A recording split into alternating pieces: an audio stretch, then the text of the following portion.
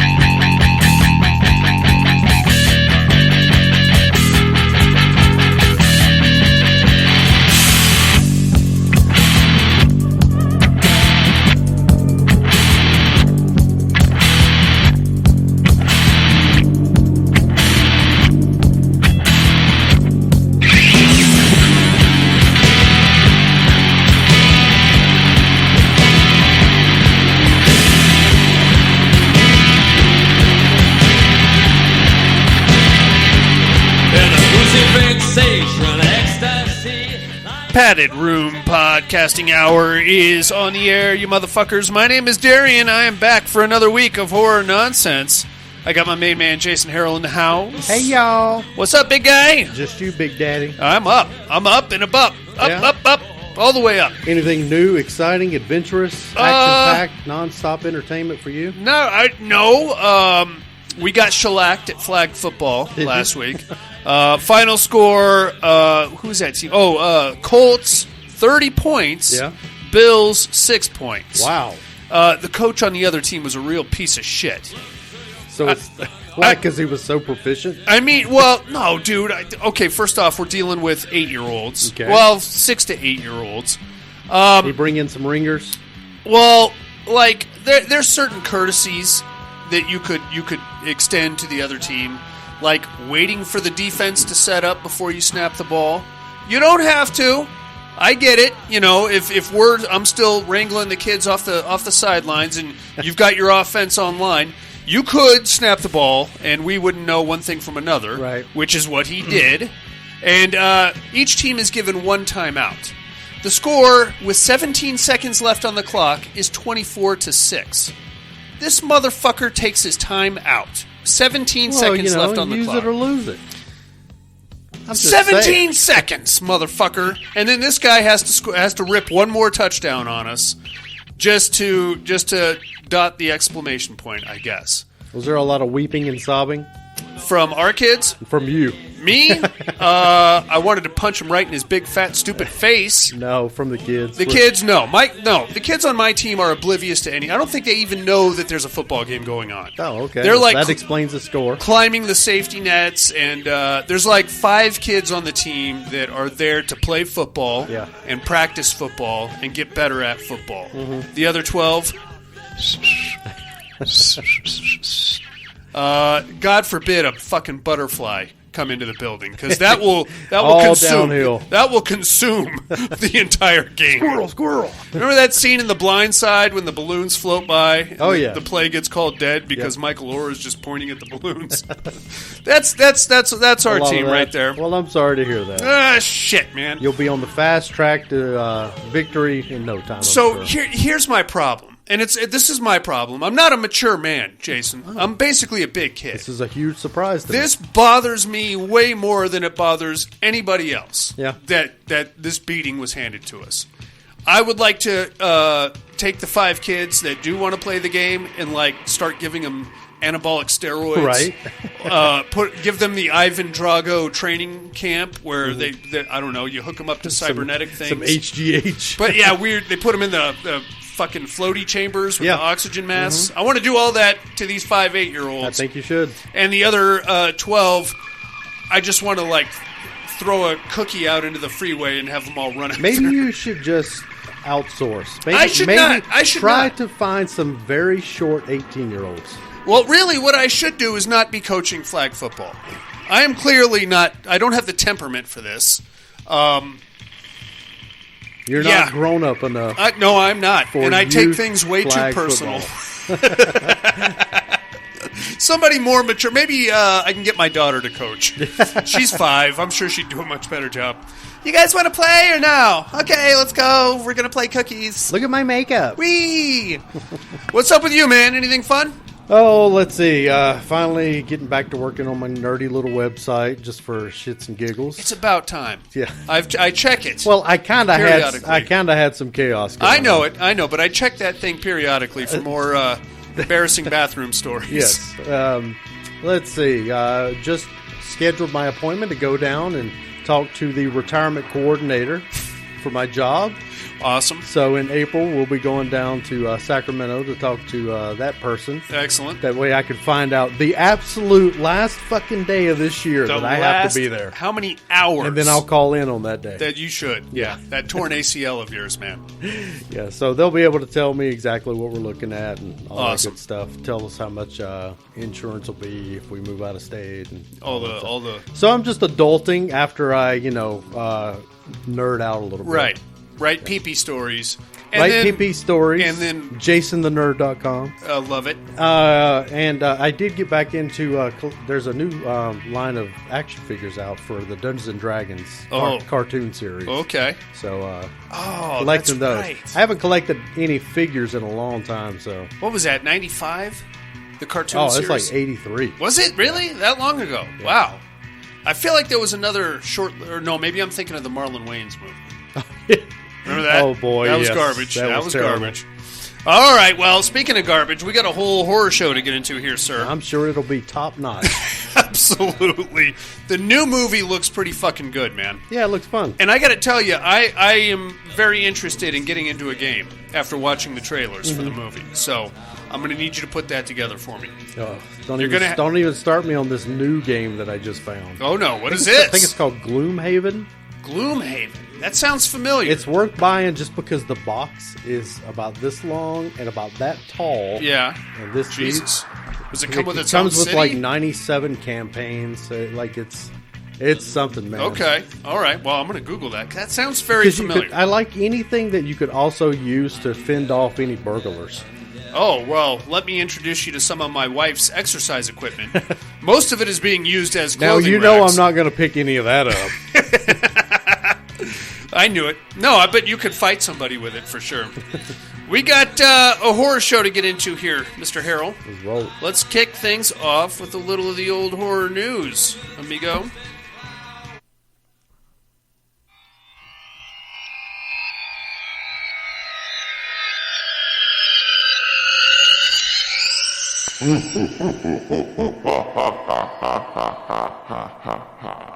Horror news. Yes, sir. You got anything? Well, it's rare that I have anything, but tonight is no exception. Okay. Your turn. Excellent. You remember last week when I told you that Dexter, the New Blood, had been canceled? Yeah. That has since been changed. Okay. It's back on. Not only that, but a prequel has been ordered by Showtime, Dexter Origins. There you have it. But you're getting more Dexter. Him? I imagine not. I imagine that can't be, what's his name, Michael C. Hall? Well, no, he's too old. Yeah. He couldn't play an earlier version of himself. I mean, they made it work with, what's her name there, Orphan. But that's a whole other topic of debate. I wonder how that would play out. I'm not interested, to be honest with you. No, I'm not. I'm still not interested. No, I'm not. The best thing about Dexter was this one, DVD series that came out. It was a white bust. Yes. And they also had another release that was all like blood slides. Yes, the blood slides. Yeah. I remember that. That was badass. Such fantastic packaging for such dog shit. I mean, other than the ending, how deep did you get into the series? Oh, I was all in, man. So you followed the whole thing? Yeah. You can't. Well, except for that, that spin-off series that happened not very long ago. It was where he's in Alaska or whatever. Yes. Yeah, I didn't watch that. That was like a weird web series, though, wasn't it? I don't know. No, it was on Cinemax, I believe, or Showtime, whatever it was. So, other than the ending, you have no complaints?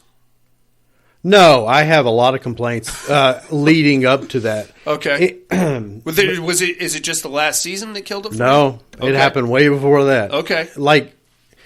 Like season, I think 4, the one with John Lithgow. Yes. Is hands down the best. I agree. It's amazing. Yeah. When Rita dies, I mean, it's just fabulous. But shortly thereafter, it just really started going off the rails. Like, his sister became increasingly annoying. I thought she was the high point of the show. I liked his sister. I like Jennifer. I got a hard on for Jennifer Carpenter, though. To be honest with you, yeah, I do. Ever since quarantine. That's Nah. Emily Rose. No, it's something about her face. It's got a very Rocky Dennis shape to it. Oh, with the Rocky It's kind of like a Mr. Peanut head. Oh, stop it. It's like a figure eight. You. I'm just saying. How dare you? It's a bit figure eight-ish. No. Yes, her head's too elongated. Probably like season, I don't know, maybe 5, 6, somewhere, probably 6. Okay. It just started going off the rails. Okay. Like they had to keep shoehorning in that damn child. Yeah. Like, it just became unbelievable. Okay. No, fair enough. I'm with you on that.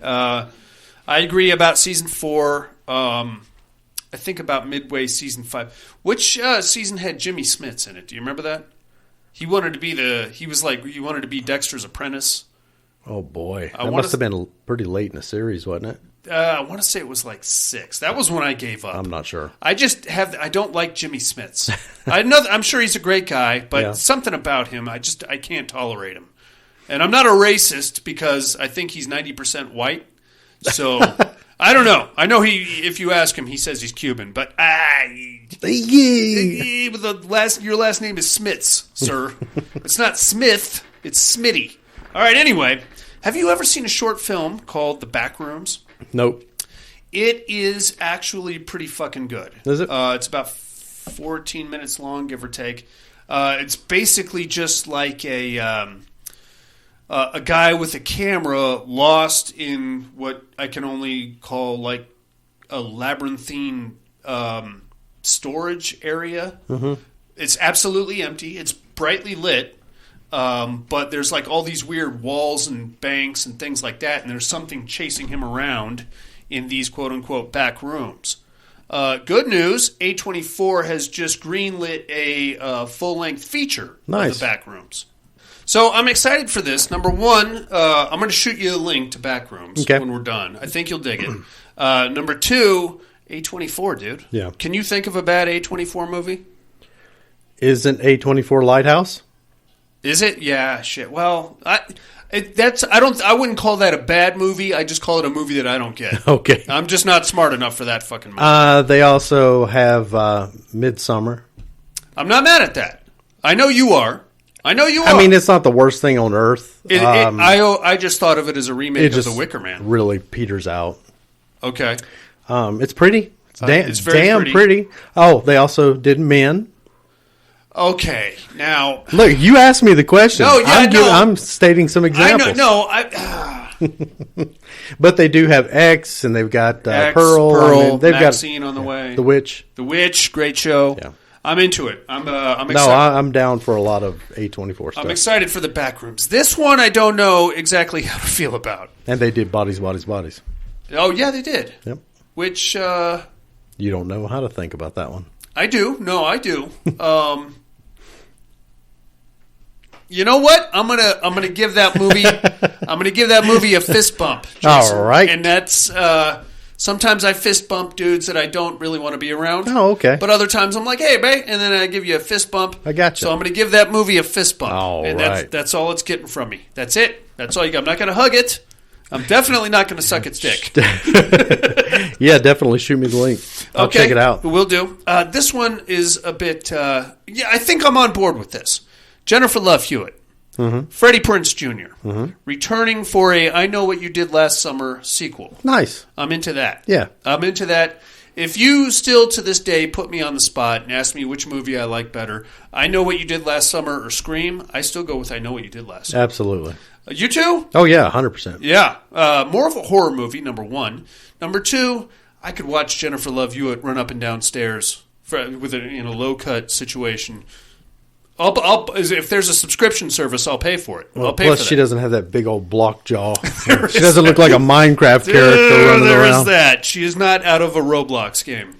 This is very important to you. I want you to pay attention to me. The Last of Us, episode 5, is actually going to air on Friday, instead of the usual Sunday due to the Super Bowl. Oh, okay. So make sure you set your DVR for that. Interesting. And here's something else I want you to set your DVR for. Blood Rise, Subspecies 5. Oh, wow. Starring the Anders Hoove, returning to reprise his role as Radu. My fleshly. My finger's been for you. Somebody get me a drip pan. Yeah, he's back, and trailers are already up at Bloody Disgusting. I'm sure they're great. He looks old, man. Oh, I bet he does. He looked old before. I know, but now he's like, I don't think I don't know. He looks bad. He does not look well. Yeah. I mean, even less well than he is supposed to look. It's like watching Steven Seagal in any of his new movies. Oh, God. He's got to be pushing 3, right? 250 at least. Oh, I'm sure he's pushing 3. 300. He's got to be. Oh, God. And I think a good 30 pounds of that is hair gel. I'm sure, yeah, because the hairline just keeps going further back and back, and that means the ponytail has to get longer and longer. I know how these things work, Jason. My hairline is going back. So all we got on the horror news, you maniac. How about a little listener mail?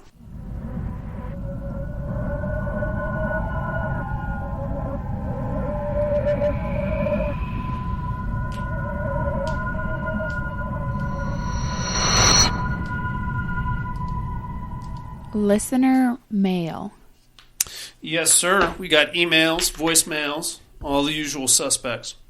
Let's kick things off with a little email here.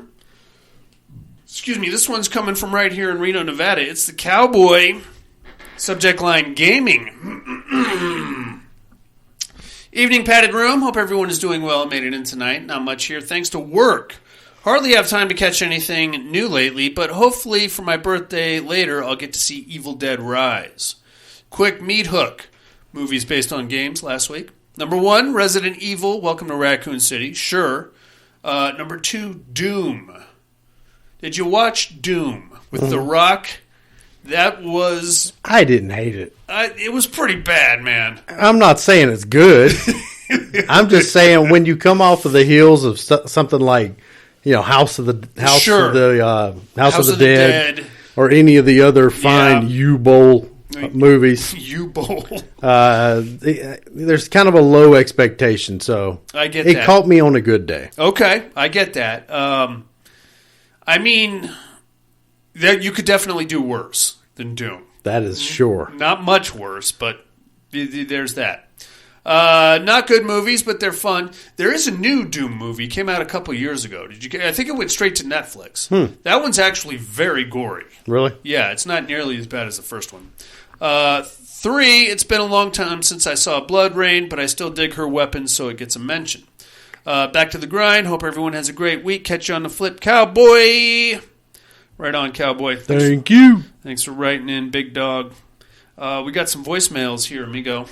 All right, Jason, let's get out to genuine, beautiful country, Anderson, Indiana, home of the, I believe it's the Whisker Doos. What about the Whisker Don'ts? They're from Hoopersville. Oh, okay. Indiana. Here comes Coop Nukem, man. Good evening, Darian, Jason. What's up, Coop? All you inmates. Hope everybody's doing well. There's somebody in So, here, I'm going to Coop. get right to it. Your 3 on the meat hook was Game movies. video games adapted to movies. Yes, I'm sir. not a video game guy, but back in the day, I did play video games, and I have some complaints, so I'm doing mine based off of ones I thought were adaptations done terribly bad. That's most of them. So my number 3 is 1993 Super Mario Brothers. You do not besmirch the Bob it was- Hoskins classic. Some characters were the same as they were in the video game. That movie but was they, I don't know completely if it was ridiculous. nothing like the video game. Nothing at all. Just I Dennis thought it was Hopper. bad. In that one. Anyway, in 1994, it gave us this is my number 2. It gave us Van Damme's Double Dragon. No, I take that back. That was Street Fighter. Street That Fighter, was my number 2. That was poo. Van Damme Street Fighter. That was poo. That was super terrible. Yeah, that's and a then bad movie. I already gave away my number one was 1994's Double Dragon. Yeah. Loved that video game. Kicking it movie old was school. total shit. Such a good game. It was. Tried to watch your recommendation, Skinamarink, last night. It was real difficult to watch, not because of the movie being disturbing, but it was super difficult to see anything happening. Yeah, that's. I'm I going to think get it more was into supposed that. to be like a found footage type movie in a way, know. but I don't know the what camera it is. angles were so off-centered, you only got small pieces of something happening, and even with that being said, the clarity was Yeah, super bad. yeah. For about 30 minutes, I gave up on it. Okay. We're going to And get for more into that. Educate, Are You the Raven? Anyway, that's all I got, man. Take it easy. No, I am not the Raven. But you're kind of in the right neighborhood. There's actually 4 or 5 different movies called The Raven. One of them had John Cusack playing Edgar Allan Poe. Yeah, it wasn't bad. There's a Bela Lugosi one in which he plays a doctor obsessed with his colleague's daughter. There's one with Boris Karloff and Vincent Price, and like a 14-year-old Jack Nicholson in it. More of a horror comedy. There's quite a few Ravens, but I am not any of them, Cooper. So thank you for trying. I'll enlighten you later as to who I am. Coming off of his mention of Street Fighter, Yeah. just found out something very disturbing. What's that? My wife, gotta love her, I love her dearly. has never even heard the name Jean-Claude Van Damme What? until the other day. How is that even possible? You would think that just How is that even- You would think that just statistically. Has she never Just- walked by a movie poster? Because I think he's been on several. Well, I mean, so she's young. She's 12 years younger than me, Right. So I mean, while we were rocking out to Double Impact and all of that Yes. good stuff, I mean, she Bloodsport. was probably in elementary school. Okay. But and then he didn't have a big career after that. No. Wow. But Okay. but even still, You've got, it just out of all things, I don't know why it took me by surprise. yeah, me too. Me too. Like she's heard of Steven Seagal. Sure. But when I think of Steven Seagal, like I automatically think of Jean-Claude Van Damme because we would have these theoretical conversations fight. about who would win Yeah, the of fight. course. Yeah. So let me put you on the spot, Mr. Harrell. You've got to show her one movie to introduce her to Jean-Claude Van Damme.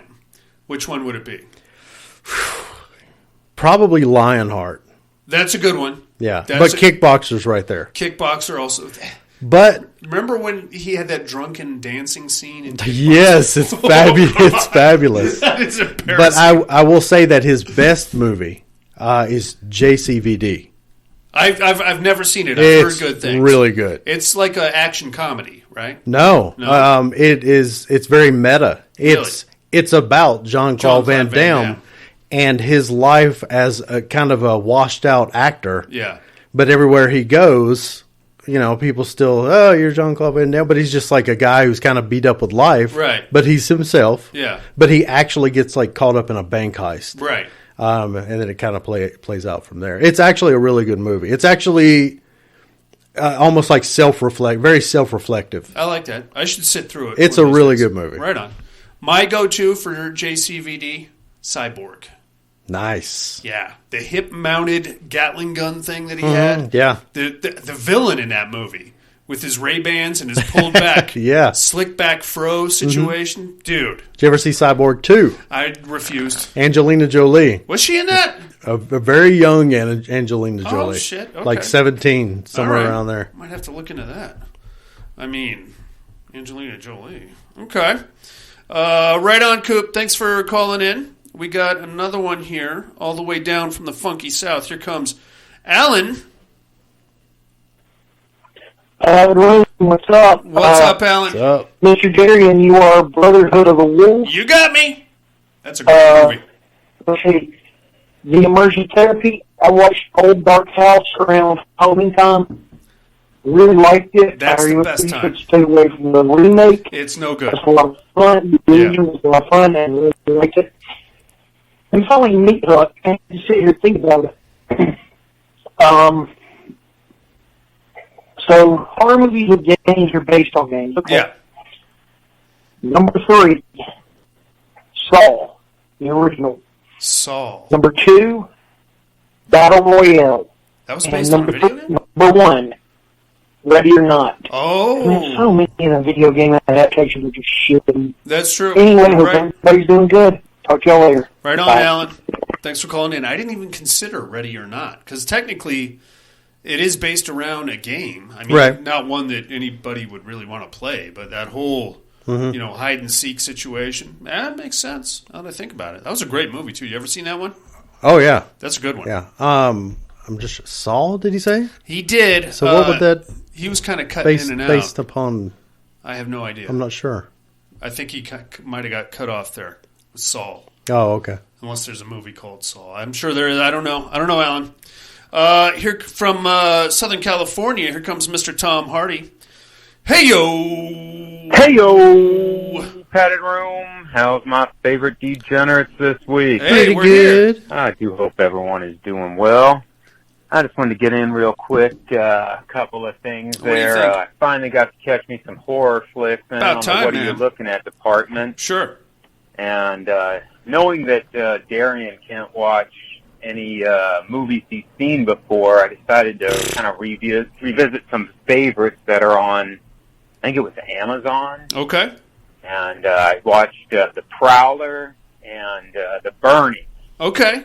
I mean, these are good flicks. I know we've all seen them and whatnot. I But have not seen the something that Prowler. always I get that fucking one. catches me by surprise Huh. in The Burning.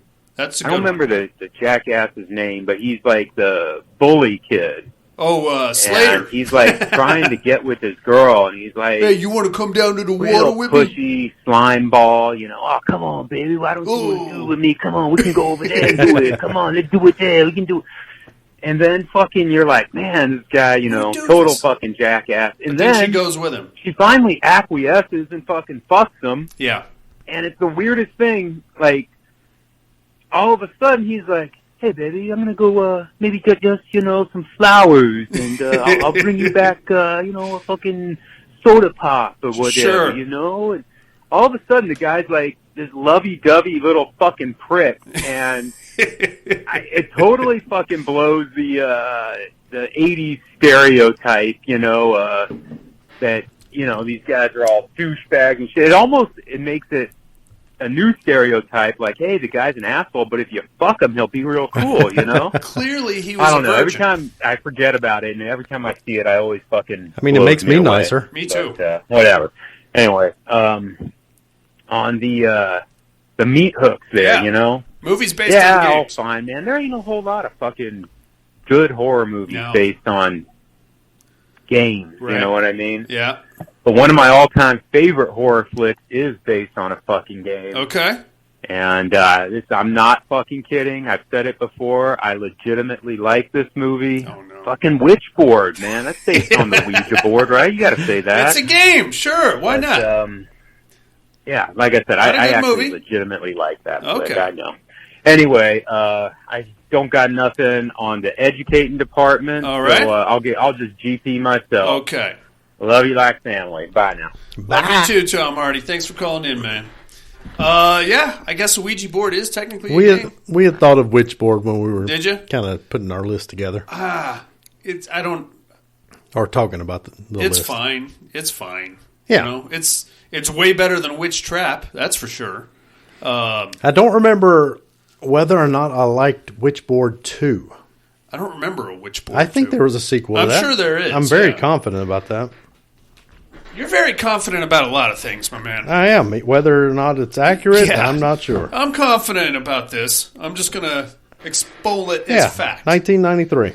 Wow, 93. Huh? 5.0 out of 10. I bet that's better than the original Witch Trap, Witch board. The rating? The rate, yeah. Let's take a gander. At Sure. 5.6, sir. Oh, look out. Okay. I will not speak ill of Witch board. I will speak ill of Witch Trap. Cyborg 2, however, has like a 3.4 That rating. sounds about right. I did not. Once I saw Jean Claude was not in that. Yeah, I think it's Jack Palance is the bad guy. Oh, really? Yeah. Oh, come on. He's got to be like in his 60s by that time, right? Yeah. Oh, get out of here. At least. Probably still kick my ass, too. All right, man, that's all we got on the listener mail. You got anything for Tom Hardy, Alan, Coop Nukem, or the old cowboy? Thanks, guys. Thank you very much, dudes. It's time to get into a movie. Let's do. You got to be quiet, man.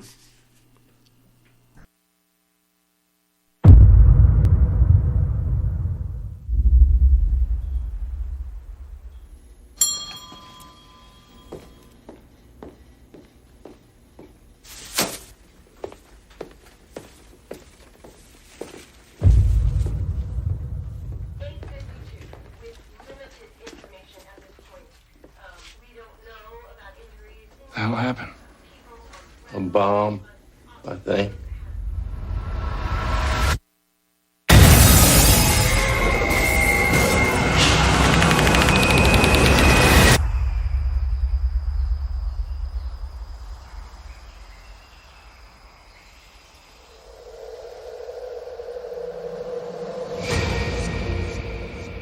I don't know why he came all the way up here.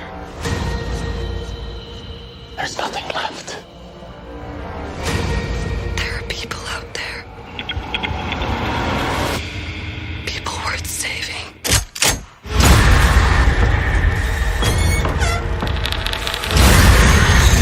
Most people had finally given up hope.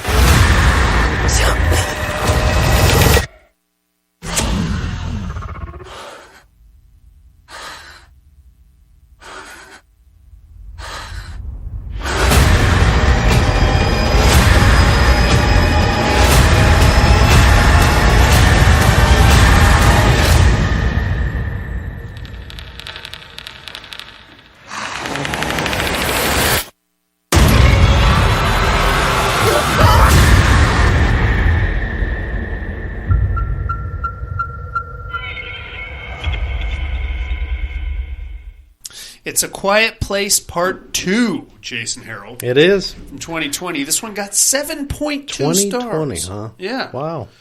3 years ago. Yeah. Yeah. That.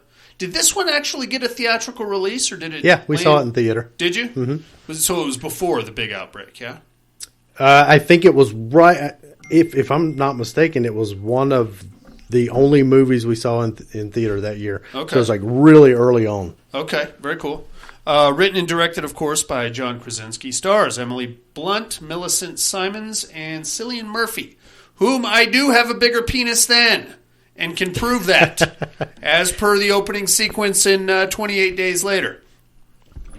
So this one picks up right where the first one stopped, actually. Well, sort of. Well, no, actually it picks up before, but the story, the crux of the story, picks up after.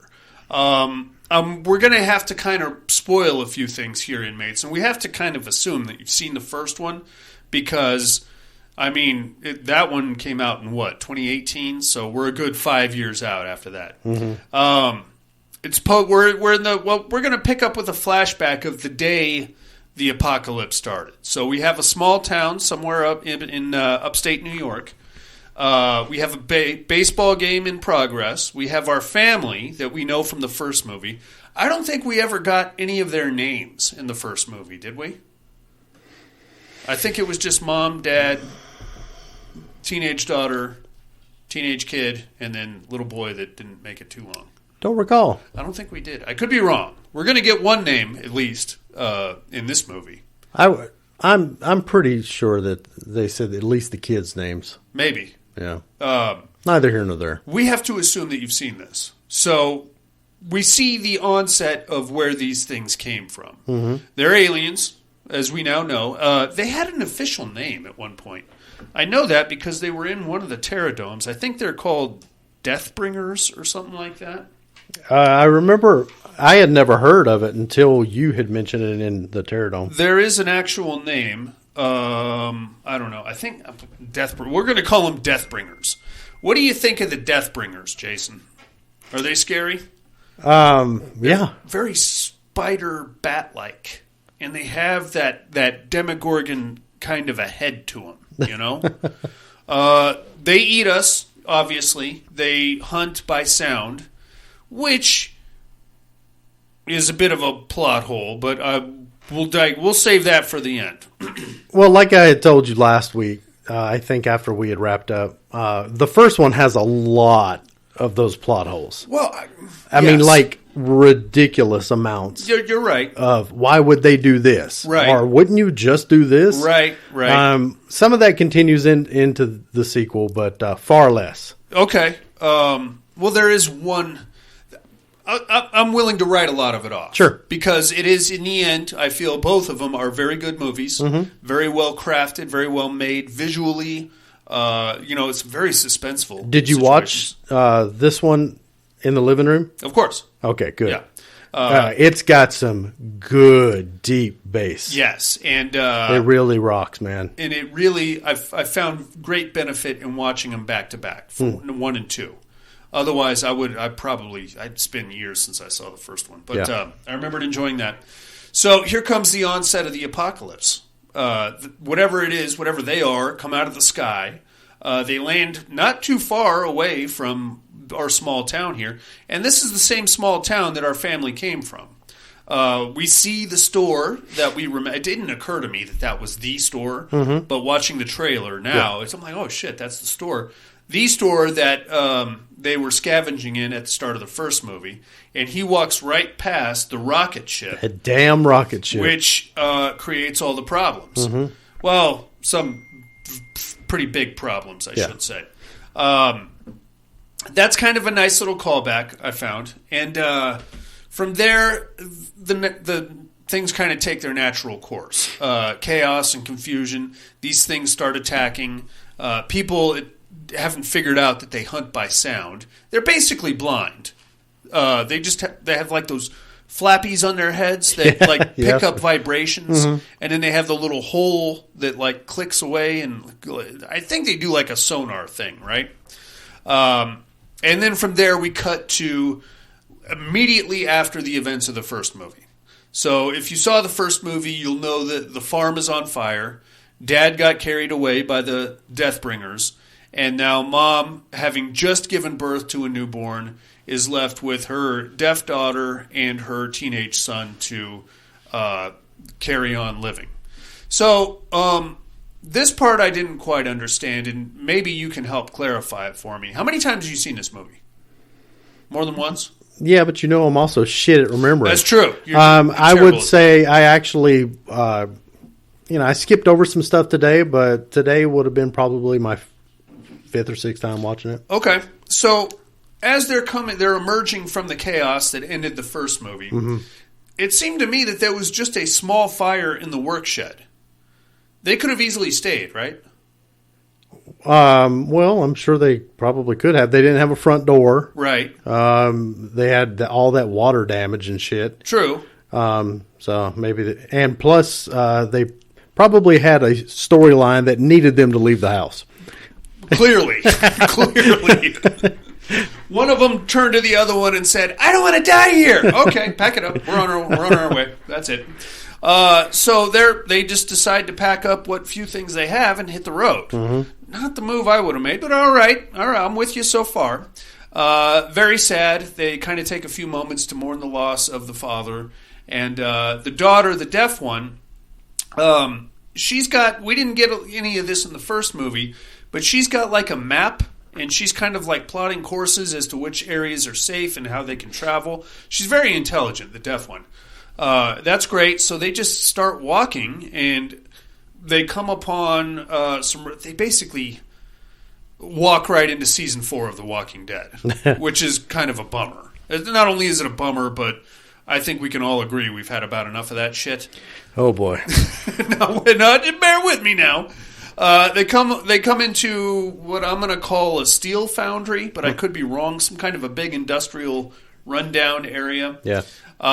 They're cruising around, and then they get attacked by one of these things. Now, luckily, if you saw the first movie, you'll know that the daughter had figured out that her hearing aid creates, like, when it gets close to one of the things, it creates like a feedback situation. It's like when you have a microphone near another microphone. Yeah. Or speaker, and you get that feedback. So she puts her hearing aid up to the microphone that is in her little portable amplifier. She has an amplifier, too. Yeah. So whenever one of these things gets close, all she's got to do is put the hearing aid up to the amp, and then it creates this high-pitched whining that just freaks them right out. Makes them vulnerable. And so by vulnerable... So am I assuming that the flaps on the head have to be up, and then you can shoot them in the head? I assume that they have a weak spot on their head somewhere. Okay. Because obviously a shotgun blast to the face when their flaps are all wigged out seems to kind of put them to rest. But when the flaps are down, or they're not... Seems like you're screwed. I mean, you want to catch the flaps up somehow. I don't know. Because they don't seem to be able to kill these things otherwise. Which, all right, that's a whole other thing. But, all right, so that's cool. One of these things comes at her. She holds the amp up with the hearing aid. It spazzes out. Mom shoots at it. And then as this very intense sequence is taking place, we cut to a sniper scope watching this whole thing happen. They get away, and then whoever was watching them comes down and talks to him, and it's Cillian Murphy. He's playing a guy named Emmett, who apparently was at one point a family friend of theirs. Mm-hmm. He's like, and their son had also walked into a bear trap. Yes, there is the bear trap also. And the reason that the monster came was because they walked through like a tripwire. That's right. And that there was Cillian a bunch Murphy of bottles came down. Had rigged up. Yeah, started clanking around. He comes down. He's like, hey, what are you guys doing? So he's got a pretty cool setup. If he gets himself inside one of the blast furnaces, it's completely soundproof. But he's only got about, 2 or 3 minutes worth of oxygen Yeah, not in a long there. time. So he sets a stopwatch before he gets in there. He's got like a towel over the latch so it can't close. And then when the stopwatch goes off, that means he's running out of oxygen. He comes back out. So him and the mom go in there, and they talk for a few minutes. This is where we get all this dialogue about them being old friends and stuff like that. And she really needs help. She's begging him to stay. And he's like, no, you got to leave in the morning. I guess they knew his wife. His wife didn't make it through the initial stage of the apocalypse. Very scary and tragic. He's like, no, hey, you guys got to go. I can't live with you guys here. So you guys got to fuck off. You can stay tonight. Sorry about your kid. I'll make him as comfortable as I can. Here's some alcohol to throw on that leg. And, you got a baby! You got a baby! You can't be up in here with a baby! Those fucking things are noise machines. No way. No kidding. Now, this is kind of... I don't know what the thought process here is, but they basically put the baby in a box with an oxygen tank. Mm-hmm. So, is the I assumed the oxygen was to, pacify it? No, they put it in the box to soundproof its whining. Okay. So it obviously needs, I'm no great parent here, but it obviously needs oxygen while in the box. I believe that's fact. I believe that is while a factual entombed, statement. it needs air. So the oxygen is just when they have to put it in its little coffin. Coffin thing. Okay. Very cool. Its little crate. It's baby crate. Its tomb. Okay, that makes sense. I thought maybe it had some kind of a pacifying effect on it. And that's how they're carrying the baby around. Emmett is like, oh, God. And this is where we find out Mom's name is actually Evelyn. If I'm Emmett, I am begging them to stay. You know what I mean? Emmett looked like he's seen some bad days. Mm-hmm. He had the big, scruffy beard. Cillian Murphy's a handsome dude, but he looked like shit in this movie. Yeah. As he was supposed to, I'm sure. And here comes Evelyn in her nice, clean sundress with her blonde hair, looking foxy. Yes, you can stay, my dear. We'll work out some kind of a rent-to-own program situation. But you are definitely hanging. So that's all cool. Now, if you remember in the first movie, one of Dad's projects or whatever have you that he was working on was trying to get into contact with anybody else out there that had survived the initial wave. He had a small range frequency radio that he was trying to get people on. Morse code he was working on. Couldn't get hold of anybody. Nobody. One of the items that the teenage daughter brought with her was a small portable radio. As soon as they get situated in this place, they start picking up a radio station, and it's playing the song "Beyond the Sea" over and over on a loop. He's like, "Yeah, I heard it too. I don't know what it is. I think some local radio station just got put on repeat before everybody died. And the daughter's like, no way, my dad would have found this. And then this is where we get the explanation that their previous farm was in some kind of a valley, and that's why it wasn't picking up radio signals. There it is. So you expect me to believe. Now, again, I don't mean to rip holes in this. Okay. That Krasinski, in his vast knowledge of with his charts and his maps and his ability to put together this supersonic hearing aid, couldn't figure out that he lived in a valley and thus would not pick up radio signals. I'm just saying. And the girl even brought that up herself. You kidding me? My dad would have figured that out. I have to agree with her. Perhaps. Okay. Even if he did, let's say, erect a nice little antenna, right, clear some trees, sure, whatnot, maybe the range of that particular one that was broadcasting and its elevation was just a cock hair out of, out of alignment. And cock hairs. And I will 100% bet that it was in the script that it needed to say that. I'm sure it did. I'm positive of that. So there it is. Okay. All right. If it's in the script, it's in the script. So there's that. Now, she is that's the least unrealistic thing in this movie. Oh, I have more. I've got tons. I enjoy both these movies. I do too. A lot. I do too. But you can pick these things all to pieces. I don't. There's just a few things I want to point out. Okay, just a couple little things to think about. So from there, the teenage daughter's like, "Look, man, I know what's going on." So after that night, after everybody goes to sleep or away or whatever, she sneaks into the blast furnace where they've put the teenage boy, and she's like, "Hey, man, I get it. The song Beyond the Sea is a clue to where we go." And then she pulls out the map, and it turns out there's a little island right off the New York coast, and she thinks that that's where the radio station is that's broadcasting the signal. So she's like, "That's where we got to go." So he's like, "I don't know about this. I can't go. I stepped in a fucking bear trap, dude." She's like, "Okay, well, I'm going to go by myself." So she just takes off walking by herself in the middle of the night. Now, here's the other problem, Jay. Just one? Now, I don't, again. So she's deaf, right? Yes. She was born deaf, I have to assume. Therefore, she would have no real concept of sound. She wouldn't know when she's making a sound. She wouldn't know when to tiptoe or when to, stop or when to, you know what I'm saying? Well, I think understanding the concept of everything makes some kind of sound is all you need to attempt stealth. Sure, but now you don't know that maybe the sound of walking on sand is less or more than walking on dirt, or stepping on a desk or dry leaves. So basically, she just as long as she tiptoes everywhere, she's good. Yeah. Why don't these people wear shoes? Because they're too loud, I assume. He's wearing boots. It's a valid point. That's another valid point, man. Again. I don't know. But the idea that she could just take off on her own. I mean, I get it. Like, if she's with her family, her dad, hey, take your shoes off. Hey, tread real lightly right here. This is noisy. But if she's just off on her own. Well, up to this point, she had her family's MO was, as long as we walk really, really, really, really lightly. Right. We watch our footing every step. Right.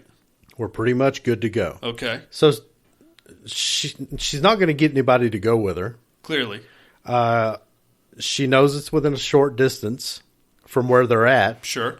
A day's travel, she says. Right. So what are you going to do, man? Somebody's got to be a fucking hero in this world. You could at least tell your mom. I know she wrote that up. I can't tell Mom. She's going to say I'm crazy. But you could at least... Well, the mom's not going to go. Well, no, but you could at least say, this is what I'm doing. And then she would say, no, wait till he feels better or something. I don't know, man. That just kind of... That throughout the entire franchise. Sometimes you got to take the bull by the horns. Okay. Even if he can't hear you, apparently. So off she goes. she takes off in the middle of the night. The family wakes up the next morning, and Evelyn realizes that she's gone. She talks to the kid. The kid's like, yeah, she's headed off that way towards the island. She thinks there's a thing there. She begs Emmett to go after her, which he does. Also, the teenage girl took the shotgun. Emmett, she finds like a train station, and she starts going through the train looking for supplies. She comes across a first aid kit, and that's when one of the Deathbringers catches up to her. Emmett gets to her just in time, and he's like, "Okay, we're going to be quiet. We're going to wait till it leaves, and then we'll head. We're going back." And she's like, "No, we're not going back. I got to go to this island." He's like, "No, we're going back," and they get into a little sign language argument there, real quick. The thing comes in, starts like stalking towards her, and then she pulls out the hearing aid and stuns it, and then Emmett kills it. And then he's like, "Oh shit, that hearing aid that like stuns him or something?" And she's like, "Yeah, it's pretty cool, right?"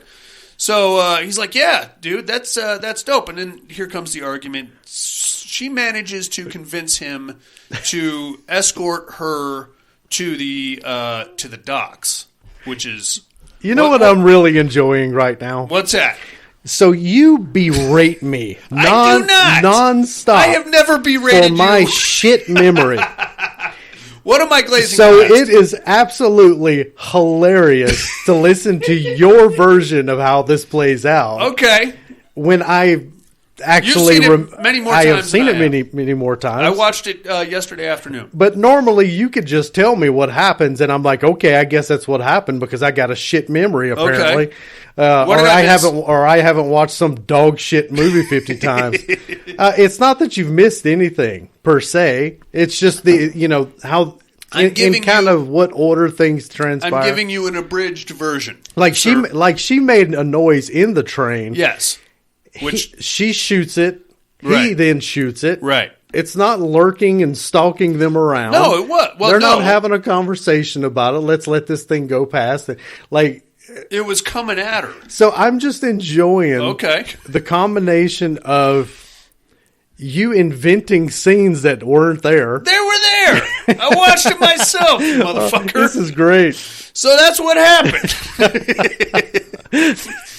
Like I said, I'm giving you the abridged version, you son of a bitch. So she convinces him to help her get to the docks to try to get to the island because that's where the boats are. While that's going on, we have some very intense stuff happening back. We get a very the next, I would say, probably 6 hours combines to a series of jump cuts of simultaneous events happening in a very intense order, but they're happening at the same time. So it's just going from here, oh shit, here comes one of these. Over there, what the fuck is that, a trap? Back to them. Oh shit, it's in the building. Oh, it is a trap. Here comes a bunch of weirdos. Oh god, now it's going up the stairs. What's happening? So I'm just going to give you, I can't do it justice just talking about it. So I'm just going to give you a quick abridgment of what I saw. And you better quit fucking making fun of me. So what happens... It's a rare opportunity. Let me have it. I earned it. So what happens, basically, is throughout this series of jump cuts between simultaneous events, Mom goes off looking around the steelworks, and as that's happening, unfortunately, the baby starts crying, which attracts one of the Deathbringers. While that's happening, we're going to cut to Emmett and the deaf girl approaching the docks. They get to the boathouses or whatever they are, and they're looking around for like a keys to a boat, and they start hearing a girl I guess crying, or maybe they just did. There was a little girl crying at the end of the dock. End of the dock. Yeah, like, oh shit, there's a girl. Let's go help her. Now we cut back to what's happening at the foundry. The teenage kid, is like, oh shit, there's one of those things. He gets the baby and takes it inside in the fucking tomb shoebox thing. Takes it inside the blast furnace and closes the door. Unfortunately, the towel wasn't in place, so the latch closes, sealing them both in there. Not a very reliable I mean, lock preventer. If that's your safety catch is a towel, you might want to upgrade that a little bit, especially since your life depends on it. So now they're sealed in there, and I think they have like a minute and a half before they run out of oxygen, probably less because the baby is crying. On top of that, I don't know what the minute and a half was for just one person or two people. Or, I don't recall the timeline. It does. I don't think he gets into it too much, but that's pretty scary. The mom is outside the foundry, and she's kind of creeping around the grounds looking for stuff. She realizes that one of those things is skulking about, so she goes back in. She starts making noise, attracting it to her. She's on an upper floor where she, I think, spreads gasoline or something like that. Or did she find a gas can? She had oxygen tanks. Oxygen tanks, that's what it was. Backup oxygen tanks for the baby tomb. Continue. So while that's going on, we cut back to the pier where we have Emmett and the deaf girl. They're like, "Hey, little girl, we're going to get you up out of here." The little girl just looks at him, stone killer, like, "Hey, you just fucked up." And then we start seeing all these other dudes coming out of the piers and the boats, and they're basically surrounding Emmett and the girl. It appears he's in trouble. It appears they are both in trouble, and things are about to get funky here. And this is okay. We just jumped right into The Walking Dead here, right? What are they going to do? They're going to kill him, eat him, possibly rape the girl. I'm sure. The pier people. So before I came over here, I had sent you some messages about how I feel like this movie kind of stole some ideas from The Last of Us. Yeah, and again, this, like, you could pull a lot of this stuff right out of the game. Could you? But at the same time, you could also pull it out of 1,000 different post-apocalyptic scenarios. Sure. So, yeah, it's probably going to, kill the guy, steal all of their equipment, right? Probably take the girl for fodder. Yeah. Right. So, okay, I get it. It's fine. Cillian Murphy's a bad motherfucker, man. Mm-hmm. And he figures this out very quickly. They put a noose around his neck. I think they were going to use him as bait, or they were going to feed him to the things or something to that effect. They take the girl, they take all of her weapons and her equipment, and they're walking her back. And we get to, I guess the leader of these turds is some bearded freako. Yeah. He's like, giving her the sexy eyes as he's undressing her. So we're thinking, all right, this is what is this? It's not the Vatos. Maybe it's the governor's people, or what the fuck was the name of that town? The one with the cannibals. Yeah, Exodus or Terminus. Terminus. That's what it is. Turdminus. It's the Turdminus people. As he's like walking her back off the pier, she looks back at Emmett, and Emmett gives her the hand signal to dive into the water. So she does that. Splash, sound, here comes the things. Emmett runs up and takes the noose and wraps it around the leader's neck and kind of drags him back, smashes one of the lanterns, creating a small fire on the pier so none of his people can get back there to help him. He wraps the rope around the leader and stabs him in the leg, which causes him to scream, attracting more of the Deathbringers. And then Emmett jumps into the water, but the noose is still attached to his neck. So the Deathbringer comes and they just start fucking everything up, killing off all these cannibal fucking guys, smashing boats, things like that. Now we're going to cut back to the foundry where Mom has set up this elaborate booby trap. The thing comes up the stairs. She shoots the oxygen tanks, Jason Harold, causes a massive explosion, which sets the thing on fire, but doesn't seem to kill it, right? Are these things fireproof? They must be. No, I think the thing was she was her intention was to set off the sprinklers. Okay. Because all that water noise really masks. It's like echolocation is going to be all fucks it all up. Right. Although, oddly enough, it doesn't work on Daredevil. When it rains, Daredevil can see you better.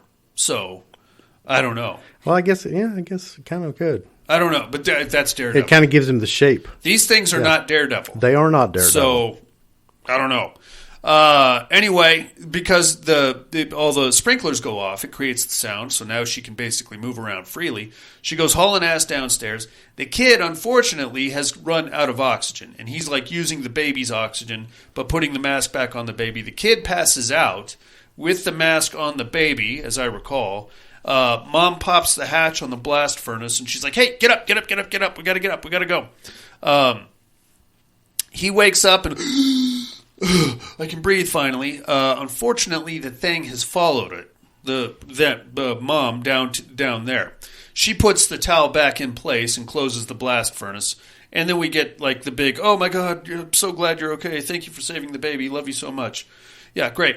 Now we cut back to the big explosion. The guy, the leader who was tied to the end of the pier, is basically like... tethered to Emmett, if I'm right. So the thing is like pulling the lead, like ripping him apart and pulling him, which is pulling Emmett out of the water, if I'm not mistaken, allowing him to breathe, but then he has to go back down because the things are, hearing him. So, and I could be wrong about this, but am I to assume that the Deathbringers can't swim? Because we saw one go into the water, and then it just kind of... I don't think they can. Fucked off for a minute. And the one that was on the boat was like looking at it. And then it just kind of, because it was going after Emmett for a sec, then it just kind of fucked off. Yeah, I don't think it can. Okay. That's going to be a problem here in a minute, because I don't know how that makes sense. But it's a good point. So from there, basically the one, we cut back to the foundry. The one that was there, I think, just kind of fucks off, right? And everything's cool there. And then everything's cool at the pier. Emmett... Wait, which one fucked off? The one at the foundry. No. Oh, no, he shoots it, right? The kid? Well, it's like ripping its way into that little That's right. thing that they've kind of entombed themselves into. Right. But no, it comes back the next day because they have to go to the island.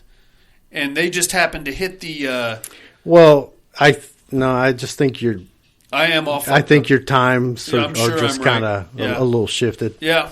So I don't think the monster left and then came back. So then, was there a second monster? No, I think by the time that thing's clawing its way to the mom and the baby and the boy, right? Deaf girl and whatever his fucking name Emmett is have already arrived at the island. Well, okay. I mean. It seems like it would. That was a tenacious monster then, because it would have had to have been there for like a day and a half trying to get into that fucking into that goddamn blast furnace. I don't know. Maybe you're right. Excuse me. So that's awesome. They get on a boat, haul ass to the island. Or it may have been that they didn't even manage to close it because the towel was blocking it. So it was able to like reach because it was able to get like one of its claws inside. Okay. And then like grab the mom's leg, stab it. Okay. That sucks. But at that point, those other two are well on the island. It's weird because I could have swore those two sequences were kind of simultaneous. They are. Okay. Well, but either that island was like within swimming distance, because then they could just be there like that. No, it's just a matter of whatever. I'm all fucked up. You know how you're saying you're gonna compress some of the information. Yeah. Well, you're doing that on one side, but not the other. So your time isn't lining up. I am fucking this up big time is what I'm doing. No, it's great. Make a long story short, they get to the island where there's like this picturesque community, and everybody's safe, and they're talking, and they're having like a bonfire, and everything's pretty cool there because the fucking things can't swim, so they can't get to the island, which isn't going to make a lot of sense here in about 2 seconds. That's where the radio station is also. So Emmett goes and talks to, I guess, the leader of this community, a very handsome and underrated actor by the name of Jimon Hansu. You'll find him as the token black guy in a lot of stuff. Gladiator. Mm-hmm. Gladiator. Yeah. Constantine. That weird Karate Kid knockoff with MMA fighters. Never give up. Never back down. Don't know that one. Never punch Get punched. I think I believe that was the title. Never of the movie. get roundhoused in the face. Never Get Punched is the name of the movie. But he's like the leader of this community, and he was the one playing the song on the radio station. Emmett talks to him, and he's like, "Hey, man, if we play this tone on the radio station, it fucks these things all up." And he's like, "Okay, let's do it." And just as they finish that conversation, one of these fucking things shows up and starts killing all the people on the island. Mm-hmm. Where did that guy come from? It was attached to the boat. Was it? Yeah. I didn't know that. Yeah, like it, thumbed its way over. Then how did it not attack Emmett or the deaf chick? I'm sure they were making plenty of noise. I don't know if it was like cruising along underneath, or I honestly don't remember. Okay. But it was like, because later, after the sun rises, Emmett's walking around the beach and stuff like that. He goes over to the boat and he sees that this thing is like kicking its way out of the boat. I didn't catch that. Oh, yeah. That's when he freaks out and he hauls ass back to the village to tell everybody hide. Okay. Because he now sees that the creature is coming out of the boat or underneath the boat or whatever the fuck it was. Okay. All right. I didn't catch that. Fair enough. So it fucks a bunch of people up. They're hauling ass. Jimon Hansu, Emmett, and the deaf girl are hauling ass to the radio station. They get there. The goddamn thing attaches itself to the car and is like constantly trying to get into the back seat with the teenage girl. Not unlike other as well it should other points in my life. They get there. Jimon gets killed. It's too bad. He pulls him out from underneath the garage door. Thing gets inside the radio station. Emmett is like trying to fight it off while the girl runs in and finds the controls. Now, okay. I'm just going to say okay. I'm done picking this movie apart. I'm going to say, all right. She gets in there. She finds the controls. Just as back at the foundry, the thing is ripping its way into the blast furnace. They have the radio in there. She hits the hearing aid to the microphone, which creates the feedback, which stuns the monster getting into the blast furnace. Mm-hmm. And then the kid gets out with his pistol and shoots it in the head. Mm-hmm. And it also... While at the same time, she takes a piece of rebar to the head of the one in the radio station. And that's pretty much the end of your movie right there, Jay. Yep. You loved it. I loved it too. I really like it. It's a good movie. And I remembered when this movie came out. It was scheduled to come out in 2020. Uh-huh. It got fucked off because of COVID. Yeah. It finally came out the following year. 2021? Like May of 2021. Okay. Same thing happened to Candyman. Did it? Yeah. Still haven't seen that. No, we really, when we finally got to see this, we really loved it. Yeah, I did too. It didn't have as many of the glaring holes that the first one has. What did I miss in the first one as far as glaring holes? Just all of the kind of absurdity where, like, you're not supposed to be making any noise, but in their home they have like photos hanging on the walls. Right. Like, you're not gonna anything that could fall off the wall, and like they've got a china hutch with all this fucking china. Yeah. You're gonna not have anything that could accidentally get bumped and like crash on the floor. Yeah. You're going to have everything surface level. They've got, paper dice for their little Monopoly game or whatever, but yet they've got this crickety ass lantern that they can sit there and play with. They've demonstrated that if you go to the waterfall makes so much noise that the monsters, you're completely safe. Yeah. Move. Why not move to the waterfall? The waterfall. That makes sense. But more to the point, wouldn't the waterfall attract the monsters since it's making so much noise? It's able to tell waterfalls from humans. Is that what it is? Yes. Okay. More to the point, and again, not to pick this apart, these things are not smart, and they could very easily be hunted. They can't see. But they are very quick, at least. They are quick, but still. All it would take is a loudspeaker and some explosions. You could take out, 5, 6 of them at a time. Well, once you find out that the loudspeaker with a certain frequency does the trick. You don't even need the frequency. Play some AC/DC on there. They'll come running thinking it's some kind of a concert or something. Once they get there, just keep Rick rolling it. Yeah, never gonna give you up. Yeah, we love it. I love it too. And plus, this one right here started out so strong. Oh, yeah. With that day one back sequence. Really fucking good. Yeah, I agree. It does. I think the next one in the series is supposed to be like day one. Yeah, the prequel. I'm into that too. It does kind of dip its toes into The Walking Dead a little bit. Well, I don't know how you can really tell a good story when we already know that it took 2 movies to basically figure out how to kill them. Right. Clearly, a day one You're not going to know. prequel Yeah. is going to be what? Just a movie where all the humans keep getting killed? I imagine. Yeah. Sounds pretty good, actually. Well, it would probably be like, the fall of civilization, militaries being overrun, things like that. Yeah, but it would have to end on an absolute down note. Well, yeah, of course. Unless we're just going to stay with the family, and then it's just them scavenging and setting up that farm. I don't know. I don't know which way it's going to go. Yeah, but shit, that girl, the boy by this point is going to be, 35 years old. You're gonna have the to, girl's, going to be blossoming. Yeah, you're going to have to, I don't know. Really going to have to bind some body parts if you're going to pull that off. Oh, yuck.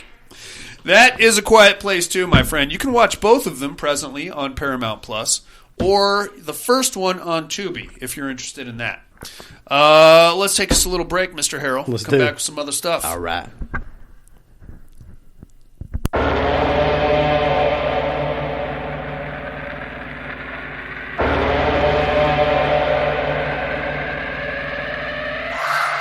On thermometers, 2,000 surrounding us. Travel 2,000 kilometers to hang out with us. What's up, danger? What's up, danger? Hey, didn't know they doubted us. Makes it that more marvelous. Sign them up, cause ominous vibes and I get synonymous. What's up, danger? Hey, don't be a stranger. Cause I like high chances that I might lose. I like it all on the edge, just like you. Hey, I like tall buildings so I can leap off of them. I go hard with it no matter how dark it is. I'm insane, but on my toes. I could keep the world balanced on my nose. I had a slumber party with all my foes. Now I wear them like a badge on my clothes.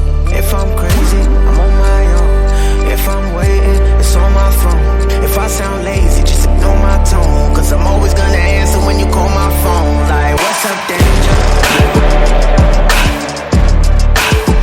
Like, what's up, danger? Don't be a stranger. What's up, danger?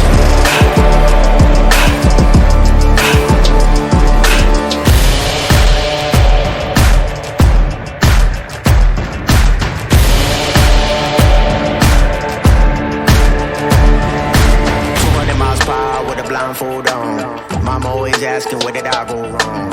What's up, danger? What's up, danger? Travel 200 miles, I'm knocking at your door. And I don't really care if you ain't done wrong. Come on, what's up, danger?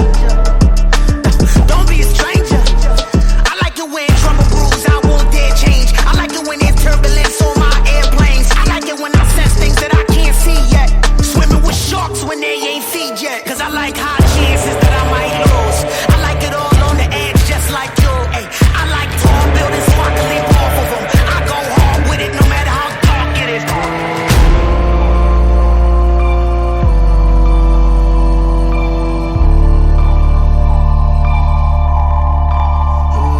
If I'm crazy, I'm on my own.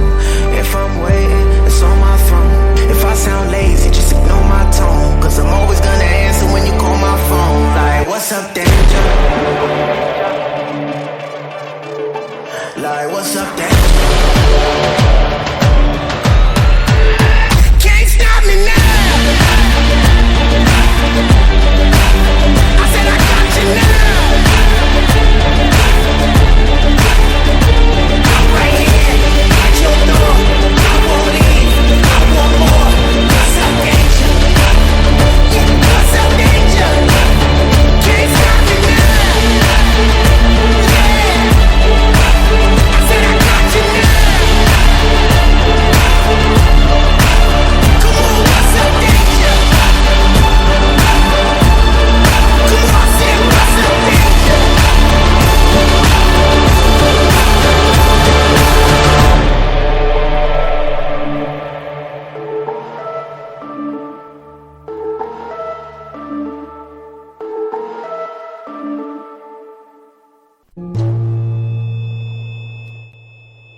Hey, inmates. If you like what you hear, head over to the Padded Room Facebook group and support us through the Patreon link with a small monthly donation.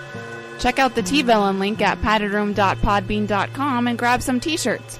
Thanks for listening and enjoy the rest of the show. And we are back, Jason Harrell. Yeah, we are.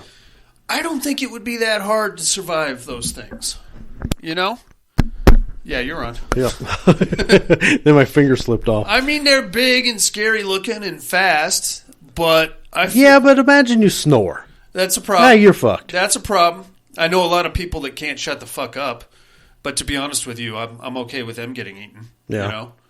A lot of people just can't stop. Yeah, I guess you just have to snip a lot of people's tongues out. You know what? Text message. I still just don't understand why no shoes.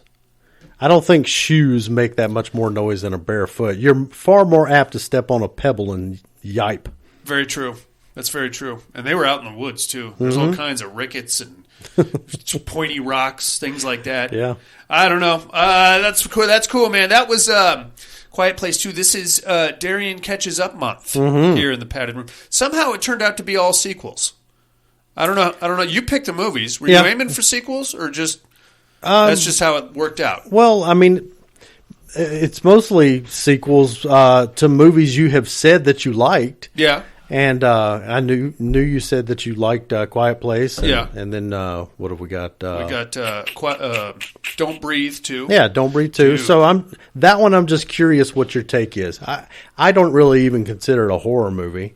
But I had a lot of fun with it. Okay. It's a completely different movie. That guy would work out beautifully in A Quiet Place. If you took that guy and put him in A Quiet Place, yeah, he would be the next president of the United States. Yeah, he would. All right, man, you ready for a meat hook? Yep. Let's do it.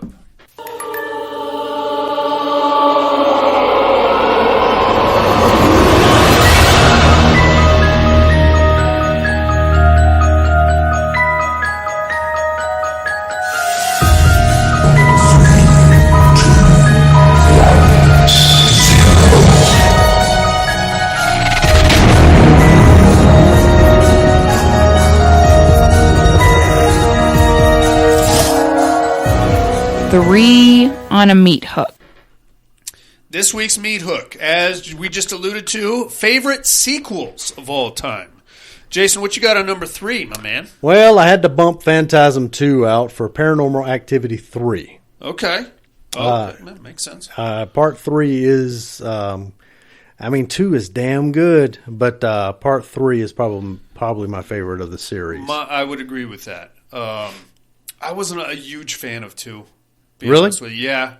I think I actually like 2 better than 1. I think if I had to do a power ranking, I would go 3, 1, what is that? The marked ones. Yeah, 5. 4, 2, and then Ghost Dimension.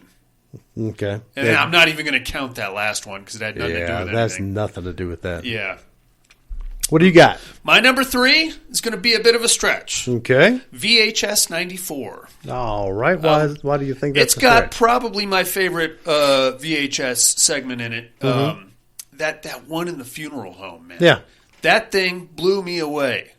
Love that one. I mean, just the idea of being alone in a funeral home, number 1, is scary as shit, with a dead body up there for display. Yeah, it was good. And then it looked great. Yeah. That whole sequence, man. And you could just tell that it was, I don't know if it was just edited that way or if it was actually shot on one of those giant cameras mounted on a tripod thing, probably weighed 90 pounds, you know? And then when the lights go out, the storm, it blew me away.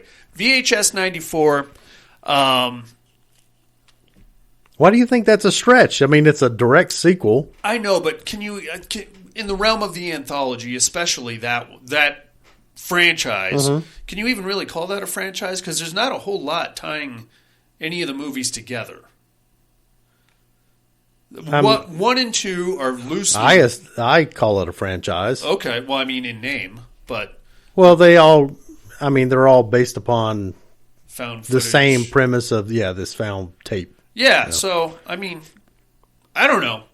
There's 1 and 2 are loosely tied together only by the footage of the hooligans flashing the girls' boobs. 3 doesn't tie to anything that I recall. Was that viral? Yes. Okay. I don't think 94 or 99 are tied to anything either. I don't think so. So, I don't know. I call it a franchise. I don't know if you want to call that a sequel. I think of it as one. I think of it as a franchise and a sequel. Okay. Good for you. What about number 2, big guy? Let's see. Number 2, Friday the 13th, the final chapter. The final chapter. That's Corey Feldman at his finest. I know. I just don't. That's the one where it's not even Jason, right? Am I wrong? No, that's 5. Oh, No, okay. I'm thinking. Yeah, you're right. 4. This is one with Crispin Glover dancing his ass off. You've got Tommy shaving his head. Yes. He's got all those cool masks laying around. The horror kid. Yeah. That was. He was probably the first horror kid to show. Well, no. Probably the kid from Creepshow was probably the first horror kid. He's probably the second, though. And way more of a horror kid. Oh, no, because then you had the kid from Salem's Lot. I will call him the first non-Stephen King horror kid. I say he is horror royalty. I definitely would say that. Mm-hmm. Tommy Jarvis. He is probably the only one to survive Jason Voorhees, right? Because did he survive in 6? He did, and then he never showed back up for 7. But he did show up in Never Hike Alone. No, I never watched it. You never saw it? No, I know you've told me 1,000 times. How dare you? What are you even doing? You haven't seen Never Hike Alone. Oh, give me a break. Dude. All of the schlock that you watch. Dude. How long did you wait to watch The Hunt? Shut up. All right. We've all got our thing. My number 2, Friday the 13th, Part 6, Jason Lives. Nice. Rise of Undead Jason. Yeah. Has, in my opinion, probably the best sex scene out of the entire franchise. I'm talking about Court and what's her name in the trailer. This is probably about the most punk rock of the Friday the 13th franchise, in my opinion. It's got everything you need. Plenty of boobs, plenty of sex, plenty of kids getting hacked up. I love myself a good reanimation scene. Which, that was a little much. I'll say it's a little much. It's excessive, but I like a nice schlocky kind of resurrection scene. That's right, man. And if you can get struck by lightning, sure. Has a dead body ever had a lightning rod shoved in it and then been struck by lightning? You can't say for sure that it's not going to jump right back up. If there was going to be one actor that could be in a movie that resurrected the dead in an over-the-top kind of way, that was your guy. Absolutely. I love it because it's the birth of Undead Jason. Yeah. And from there, he just gets worse. Yeah. I mean, he really falls apart. Towards the end, man, he's just like a big, wet, like a fucking... He looks like a tarp, really, that somebody... Yeah, there's times where there's like a 50-cent piece worth of mask left. Mask. It's true. It's true. We need to get him a new mask, please. Right on, Jay. How about number 1? Number 1, Troll 2. No, I'm kidding. How dare you? Dr. Sleep. Dr. Sleep. Yep. I get that. That's a great show. Love it. But I got to be honest with you. I don't know how you like that movie so much and not like the original Shining at all. Because I find the original Shining exceptionally boring. There's a lot going on in Dr. Sleep. Right, and a lot of Easter eggs that go back to the original Shining. I can appreciate the Easter eggs. Okay. But it doesn't lead me into just outright boredom. Okay. So, but you can't really appreciate the Easter eggs.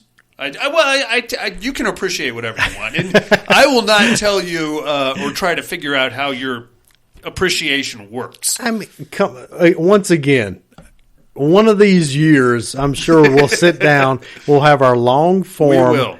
Convince me why The Shining is good, and while I simultaneously convince you that it's not great. Okay, fair enough. I mean, that teddy bear thing fucking or blowing some dude, it's nonsensical. You're right.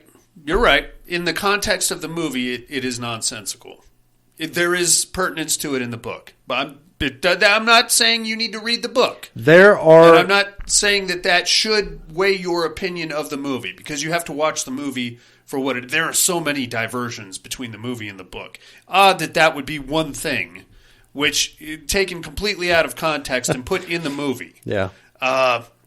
If you know what it is, then you know what it is, but you can't know what it is just by watching the movie.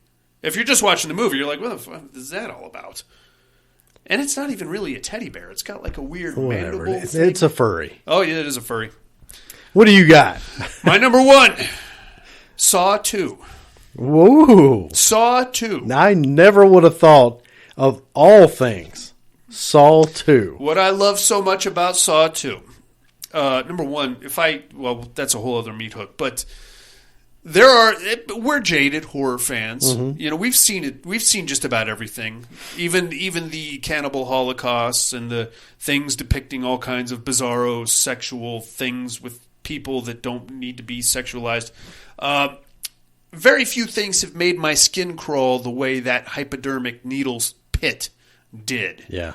And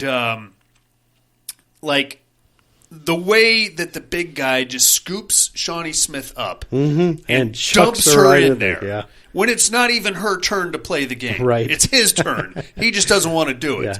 I got to be honest with you. I would have a very hard time not kicking somebody else into that pit because I don't want to get in there, Jay. I don't know if you still can, but those needles were being sold on eBay. Oh, because there were really? so many of them. Oh, yeah. And they're all fake needles. Yeah, it's fiber optic, but still.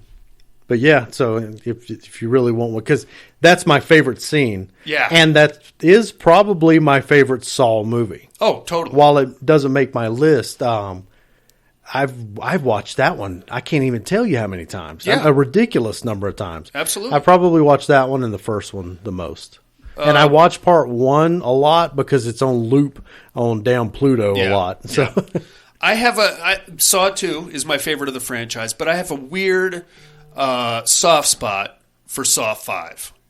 Can't tell you why. You'll have to tell me which one that is. Something that stands out in it. 6 of them in a warehouse. It's the same thing. It's basically that's the one where so 3 and 4 happen perpendicular. Mm-hmm. 5 then takes off after that. So at the end of 4, as you recall, is when the detective takes over for Shawnee Smith. Mm-hmm. So his games are a lot crueler, and as the games go on, we figure out that these 5 people all are linked together and things like that. But it has one of my favorite traps, which is the noose on the... At the end, you realize that if they had all just worked together, they could have gotten out. But instead, they're nitpicking each other and trying to they're backstabbing each other. Yeah. But my favorite trap is the noose on the timer with the steel cable. And if they had all walked up at the same time, slowly, they could have gotten out. But instead, they're like vying and trying to pull each other back. Oh yeah. You know what I'm talking about? And then yes. the timer goes off, yeah. And one of them gets the head popped completely clean off. Blow your head clean off. Yeah, buddy. That is my favorite sequel of all time, Saw 2. Wow. Man, I never would have thought you'd go for a Saw. Being the horror fan, anything that can affect me to that point it's definitely going to make the top of my list. I would also give an honorable mention to Final Destination 2 with that. Who can drive behind a logging truck after that scene? I can't. I don't. I got to get back. I'm changing lanes. That is absolutely my favorite in that series. Oh, absolutely. I love that movie. Yeah. And it ends so funny. Like it ends so good and just from start to finish, that is a good movie. It is. It's a very good installment. I have difficulty with that franchise because I can't get behind a horror movie without a villain. Yeah. The villain is a weird sequence of bizarro events, like a cat or a mousetrap board game. You can't run away from that. It's going to fuck up the brakes in your car, or it's going to, whatever. So it has some really fun deaths. Yeah, of course. Yeah. That's our meat hook for the weekend, mates. Okay. Sarah had hers. Oh, let's hear it. Number 3, Dr. Sleep. Okay. Number 2, The Conjuring 2. Oh, okay. And number 1 is Paranormal Activity. The first one? I thought she said number 2. No, it looks like it's number 1. Okay, well, that's not technically a sequel. Yeah, I'm going to have to slap your wife, Jason. Yeah, no, I'm sure the implication there was number 2. Part 2, she really likes part 2? Yeah. The Conjuring 2. She really likes all of them. All of the Conjurings? And Conjuring and Paranormal Activity. Okay, what about the spinoffs? That was lacking for both of us. Okay, for all of them? Or for the Paranormal Activity. What about the Conjuring spinoffs? For the most part, we enjoy all of them. Okay. Except for that damn nun. That's the Nun and the first Annabelle movie. I can't. That's a little rough, too. I can't tolerate it. All right, that's your meat hook for the weekend, mates. We would love to hear what your top 3 sequels are. Mental health hotline is area code 775-387-0275. The email is thepaddedroom2011@hotmail.com. But now, while you're contemplating that, we must tell you what movies we got to watch this week in a little segment called What Are You Looking At?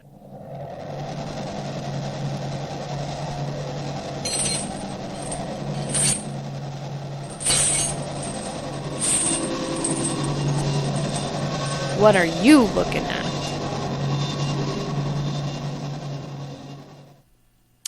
Skinamarink, Jason Harrell. Yep. 2022. Presently streaming on Shudder. I watched it. As prescribed, I waited till the wife and kids were asleep. I killed the lights. I turned the volume up. Yep. And I sat through it. Yep. I am sorry I ever even put this in the ears of anyone. You didn't like it. Okay.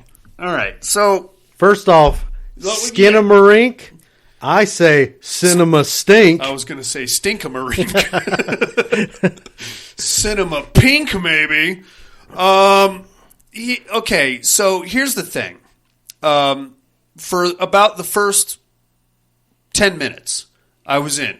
And I was it affected me in a weird way. Kind of took me back to my childhood. We're all scared of the dark at that age. We all, whether we admit it or not, had probably, at the very least, an insecurity about losing our parents or finding ourselves in a situation where we couldn't locate them. So to that degree, it worked, but you can't really build an hour and a half out of that, you know? And if I hadn't read the synopsis, I don't think I would to this day know what the fuck was going on. That synopsis was retarded. Okay. I don't think they know what's going on. Okay. So the people that praise this movie, because obviously after I watched it, I'm like, okay, I got to go see why people are praising it. And a lot of them are really hung up on, because it's breaking boundaries, it's breaking rules, it's experimental horror. Okay. And anything that furthers, even if it doesn't necessarily succeed in its delivery, anything that breaks the norms. And I'm like, how do you know that this guy was breaking rules? Maybe he just made a shitty movie. Like, maybe it was just the guy. Mm-hmm. Like, so this guy's like, oh, you know, this single kind of low angle where you never see the characters, and like, okay, maybe he didn't have anybody else there, so that's not artistic. That's, damn, I need a place where I can sit this camera. Yeah. You know, I hate when people build these movies up because of the thought and the symbolism and the artistic expression and the experimentation and all of it. Like, unless you have heard them directly say that's what they were going for, right, you're just making shit up. I agree. I think it stinks, and I'm going to make a very bold proclamation right here. So I have my very elite group of movies, right? That one little category that's called absolute shit movies. Did this make the list? This not only makes the list. Okay. I am here to tell you, I think this is the worst movie I've ever seen. Okay. I've seen Under the Rainbow. I've seen Plutonium Baby. I've seen I've seen Blue Velvet, damn it. You did. I've seen some really garbage, really garbage movies. But at the end of the day, I could probably always find something. There ain't nothing here. Okay. Nothing. Okay. This made me hostile. Clearly. So, Now that being said, and I'm with you. I will say that you have to really. I don't know, man. It almost gave me a headache. You know what I'm saying? It's also the first time I've ever experienced flashing sequences where it started to actually kind of not make me pukey, but a little discombobulated. A little fucked up in the head or something. I don't know what it was. Very off-putting. Yeah, well, it's shot in what I believe is Super 8. I can't say for sure, but it's a very degraded film stock, or it might just be edited that way. But I kind of get what he was going for because, like, he just shot like a dark hallway, but because of the degraded film stock, you can it kind of looks like something is happening in the dark hallway, like maybe something's moving towards like the back. Maybe not. But you're kind of like like Cooper said, you're kind of squinting, trying to figure out what you're looking at exactly. Yeah. And you can't do that for an hour and a half, man. Like there was one sequence that I actually found unsettling or tension. Okay. And that's when he's getting ready to look under the bed. Yeah. Because that I get. There was always that fear of one, the dark, and two, looking under the bed. Right. You knew if you look under the bed, you're not going to find nothing. Everything's going to be okay. Right. But damn, having to do it sucked. You're right. But it's fucking horrible. And every time it would do like this hard cut. Yeah. Especially past the hour mark, yeah. You think, oh, please, fuck, I hope that was the last one. Nope, there it goes again. Yeah. Like this movie felt like it ended probably about 23 times. Right. Very long. Could have been a decent short. There is a short that this is based on. I haven't watched it, and I don't think I will.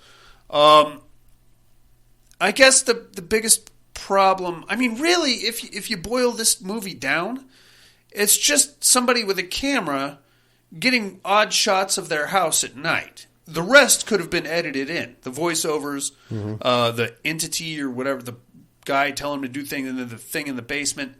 I would like somebody to tell me exactly what the fuck I just watched, because I don't know.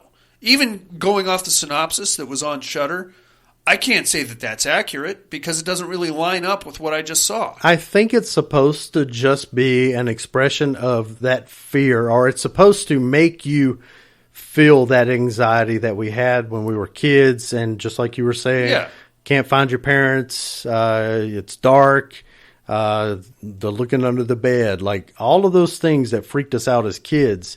That's what it was trying to recapture. I think that's what its intent was. Okay. But it just failed. Well, I'll give you that. I'll say it worked, but for I don't know, maybe 8 minutes tops. Right, and like I said, good idea for a short. Sure. You know what it reminded me of? Oddly enough, the pacing. Did you ever watch Open Water? Yeah. Same thing.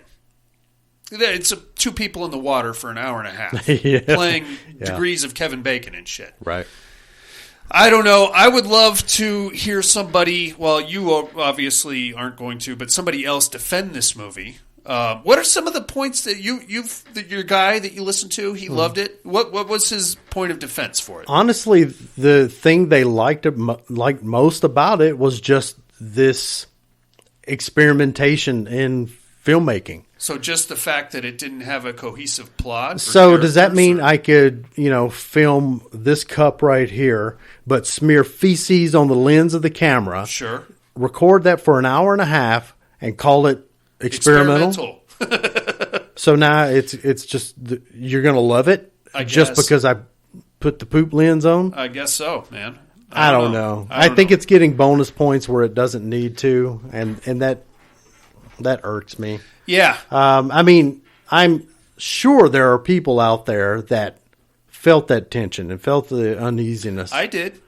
But not for an hour and a half, man. Another thing I really had issues with was the audio of some of the dialogue was so faint or so distorted that you couldn't really understand it, but it would put subtitles up there. If this is kind of supposed to be from the perspective of children, more or less. Yeah. You don't visualize subtitles in front of you. No, and if they can't hear it, then we shouldn't be So able to either. So that took me out of it. Yeah.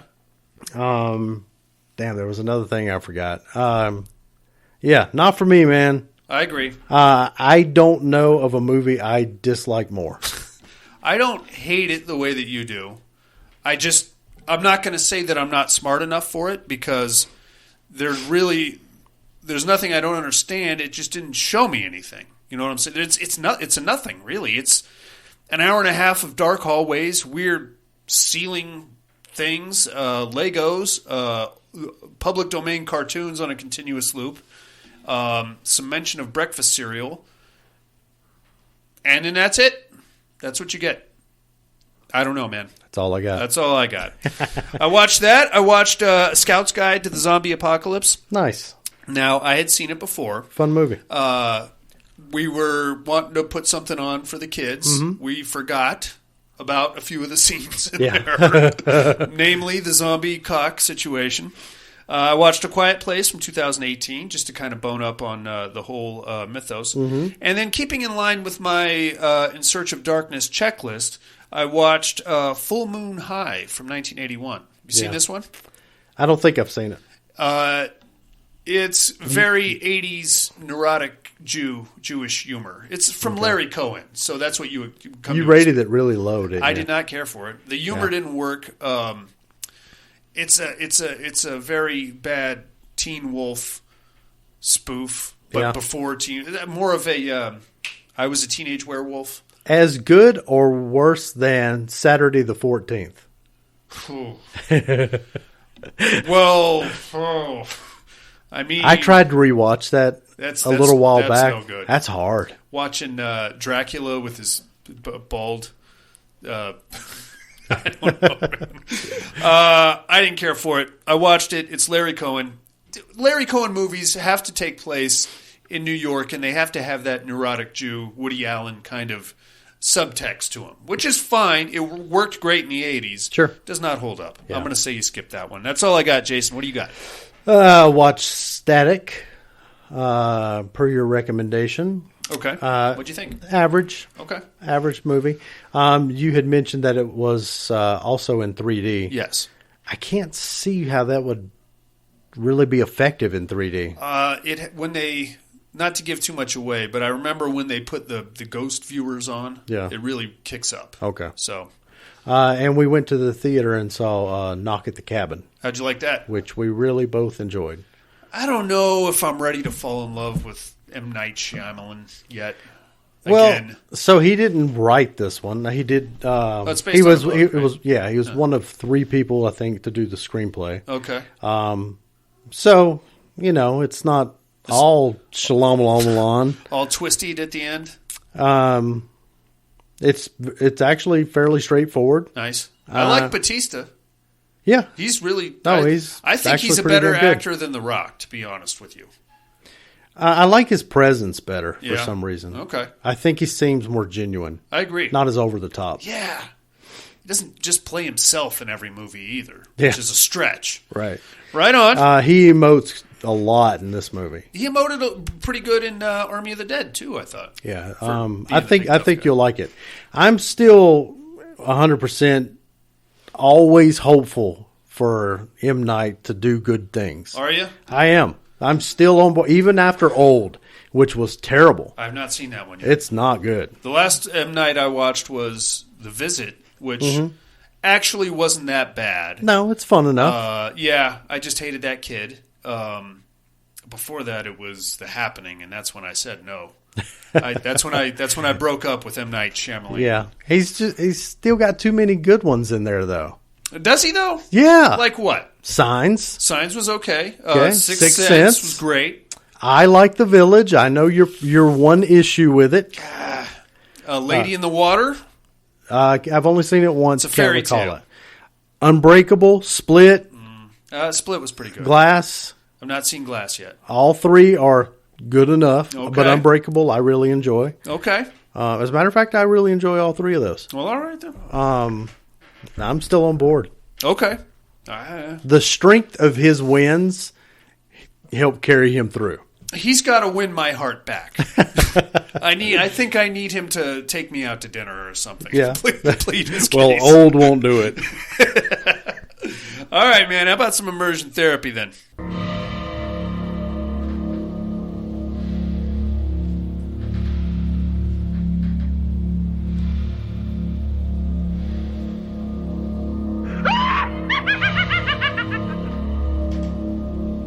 Immersion therapy.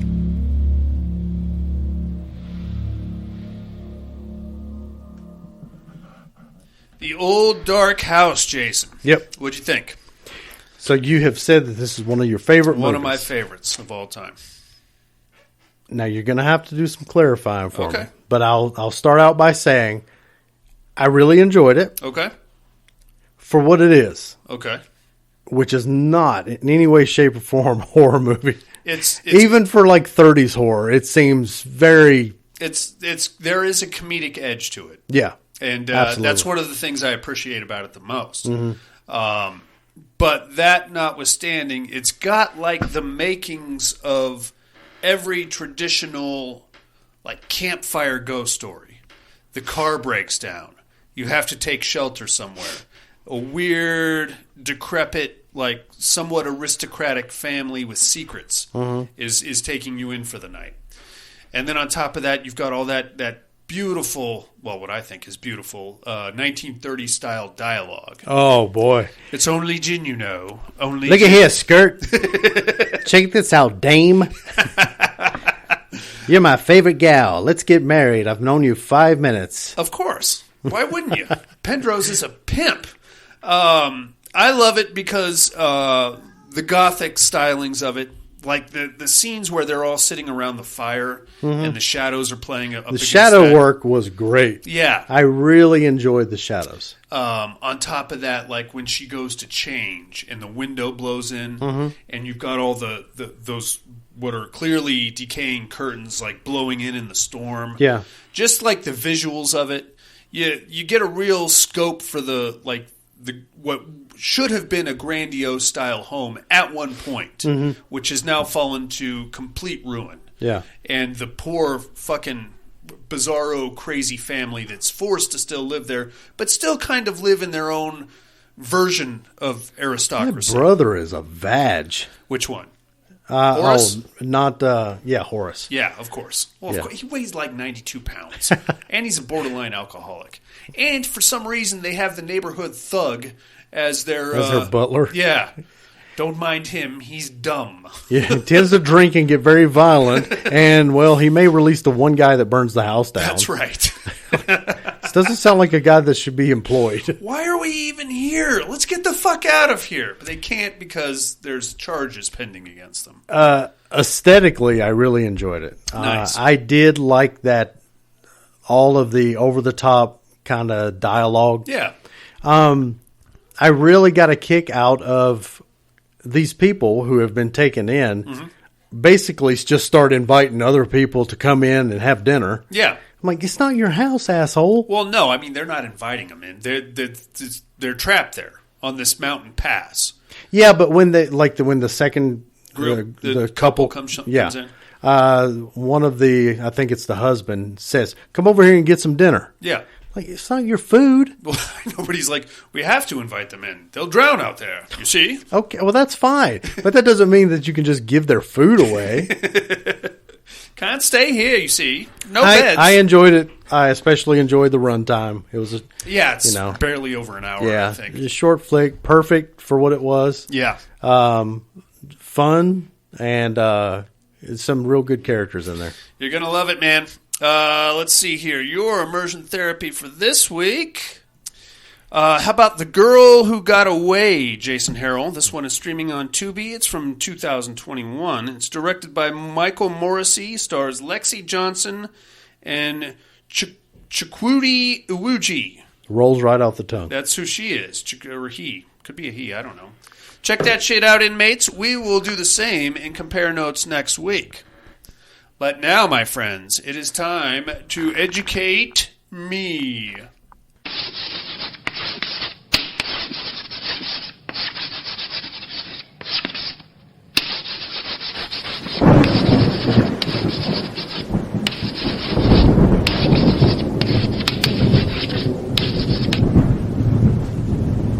Educating Miss Monica.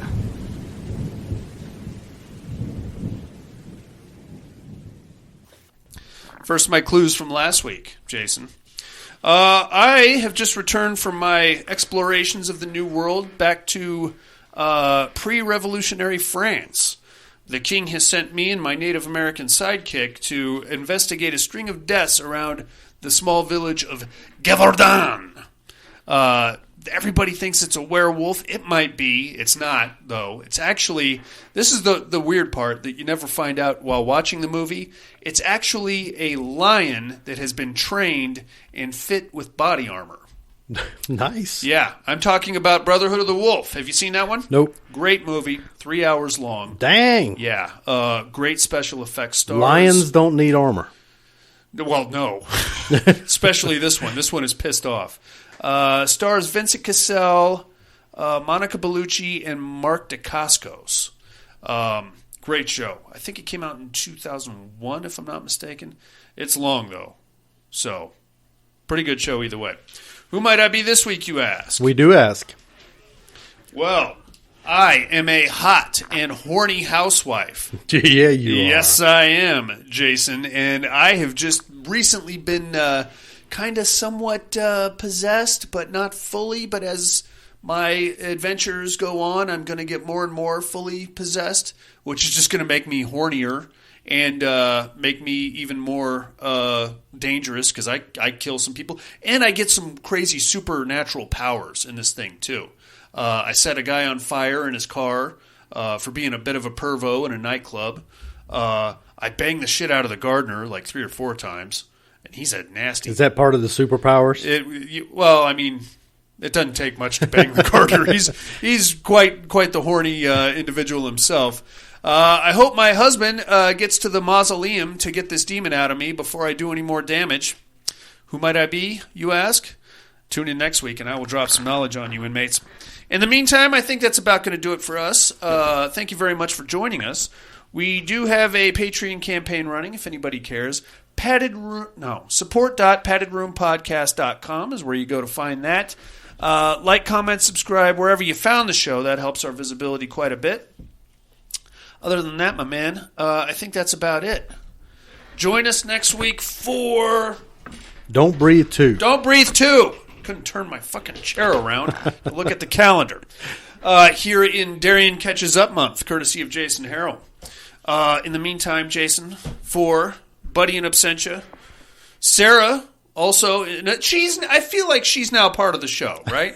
She's got a meat hook every week. Yeah. By proxy, whether she admits it or not. And she hates podcasts, but she listens. I mean, every time this that rolls a out. girl, Sarah. Thank you very much. So you see that? So now you know where your one listener comes from. We're up to about 5 now. What else you got? Horny housewives that get possessed, Deathbringers, and the weird clicking ear thing that fucks them all up. Post-apocalyptic situations, and the Padded Room podcast. I'm afraid visiting hours are over. Bye, everybody. Put my hands on